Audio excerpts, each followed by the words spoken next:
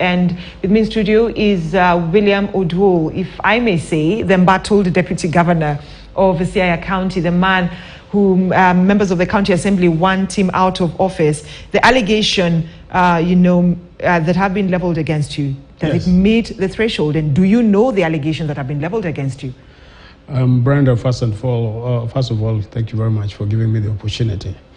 I honestly do not know the allegations leveled against me. They have not communicated the allegations, and neither have they made those allegations public. I have just been reading from print and electronic media that there is intention to submit a motion to impeach me. Now I keep asking myself, impeach me on what grounds? Because I am talking about corruption in Siaya County, the plunder, theft, expropriation of public money. Is that why they want to impeach me? So, to answer your question, I do not know the allegations. But why are you saying you do not know the allegations, yet the Speaker, in that interview with my colleague Bramwell Bwire, was talking as though you know the allegations leveled against you. There are reports that your report that you tabled on the floor of the House was dismissed. Yeah, and sadly so. My report was dismissed, and I still hold the position that that report should not have been dismissed, because I presented robust, cogent evidence. I want to also let you know, Brenda, that the Assembly or the committee that looked at my written evidence, because I'm told it was a committee, it was not the entire Assembly. They did not afford me the opportunity to go out and substantiate the evidence that I had adduced. And if you look at the grounds for dismissal, the operative word was unsubstantiated. So at what point was I going to substantiate if in the first place Speaker Ukode and his team did not give me the opportunity to substantiate? So corruption is one of those things that is making the MCAs go after you? Yes, nothing else. I mean, really, it's the expropriation of public money, it's theft, it's plunder, it's corruption. And impunity seems to be fighting back. And if this is a price that I have to pay for standing on the side of the people and talking for the truth, I am super prepared for it. So who is this that you're saying people were after you? Because already we have seen a statement from the National Assembly Minority Leader, Opiyo Wandayi, who is also the ODM Party Secretary General for Political Affairs, arguing that, you need to resign to create a room for someone who will work very closely with the Governor Orengo. First, I want to ask the public, and specifically the people of Siaya, that Opiyo Wandayi must be, that statement, his statement must be given the contempt card. And the reason I say this is, Opiyo Wandayi is not an objective arbiter. He cannot be seen to be fair in this process. Simply because, number one, Opiyo Wandayi attempted to contest for governor. Let's not get into that conversation about him desiring to vie for the gubernatorial seat, because he's not here to defend himself. But my question is based on that statement that he gave, and also based on your statement that you've said right now, a few minutes ago, that it looks like there are people who want you out of that office. Right. Who are these people, and why do they want you out of office? So, you see, basically, when we got into this administration with James Orengo, we promised the people that we were going to observe good governance, transparency, and accountability. And I was trying to follow that. And one of my strengths, I'm an accountant by training, and my PhD is in leadership and governance. So those are my competencies. And those particular competencies are the ones that I had committed to James Orengo that I was going to bring to this administration. And initially when we started, we agreed, based on my experience, especially the finance experience, that I needed to put into place the right systems, the right processes, and the right procedures. The first 3 months, we spent time doing exactly that. And I was very close to finance, and I understand the systems, and I made sure that I put into place an effective and robust internal control system. And so towards the end of November, I started noticing, because periodically, end of every week, the finance folks would share with me the status of their finances within the county. And towards the end of November, I started noticing huge and abnormal withdrawals from Imprest. So I asked, and when I asked the finance people, initially they were cagey. But of course, upon insisting, they mentioned that they would make withdrawals, because those withdrawals were done every 2-3 days. 5 million, 10 million.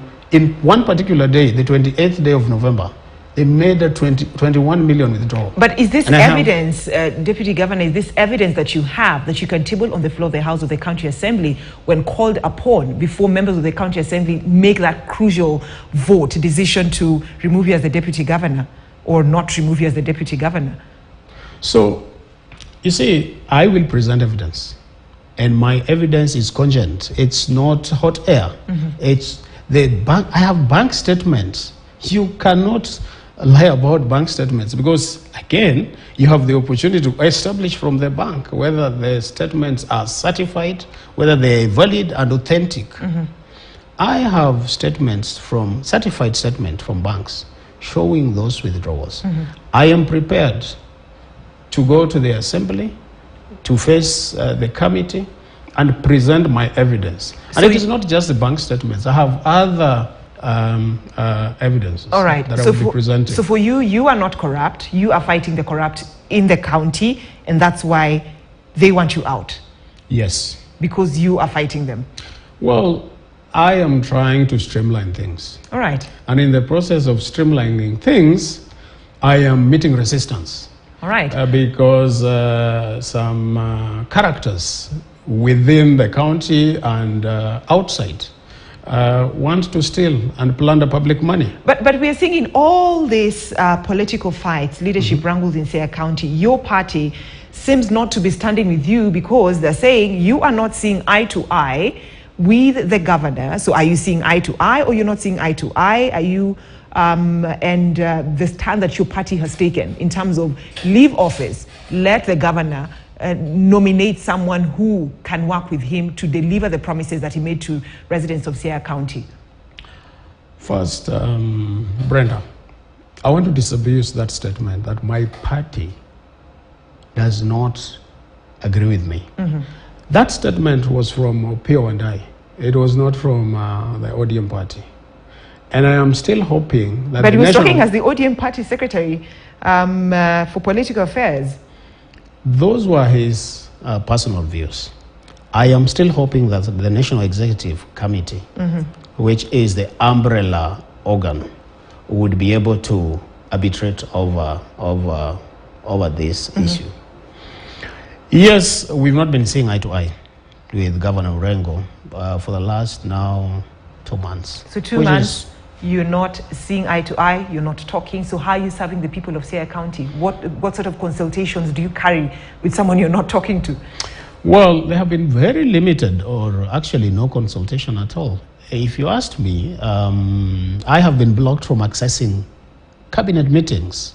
The last two, I don't know whether they've had a third one, because I am not informed. I did not attend the last two cabinet meetings. In fact, the initial one, I was physically blocked from attending a cabinet meeting, which is a constitutional mandate. The law mandates that the deputy governor attends cabinet meetings. Actually, if you look at Article 179 of the Constitution, it says that the Cabinet Executive Committee member consists of subsection A1, the governor and the deputy governor, and then section 2, other committee members. So now, Odu, I mean, if this marriage with the governor is not working, right, and it goes back to what I'd asked you earlier on. So how do you work Because you're not seeing eye to eye, and yet you are elected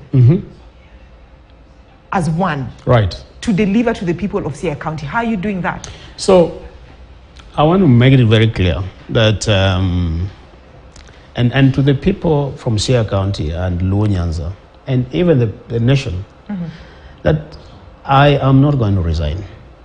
Not because I do not have other things that I can do, but because I do not want to perpetuate impunity, and because I do not want to give room to people that want to continue stealing and plundering the public money. But the marriage is not working, Deputy Well, Governor. this why marriage... not walk out of this marriage that is not working, instead of staying there and waiting for that decision to be made by the county assembly? Because the motion has already been tabled in the office of the speaker.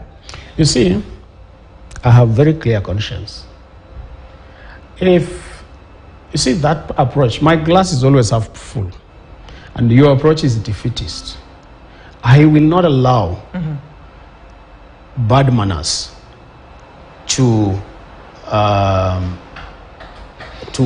get me out of an elective position. Remember, as you wind up, the governor and the deputy governor are elected. I am elected. Article 180, subsection 6 of the Constitution. The governor and the deputy governor are elected. I was on the ballot just as James Orengo was on the ballot. If I resign today, Brenda, there will be massive corruption, massive theft. What is important is for us to address these particular issues now, so that we can focus on service delivery. Right. Nothing stops James Orengo. He wields executive authority. He needs to reach out so that we can identify those internal control weaknesses within finance.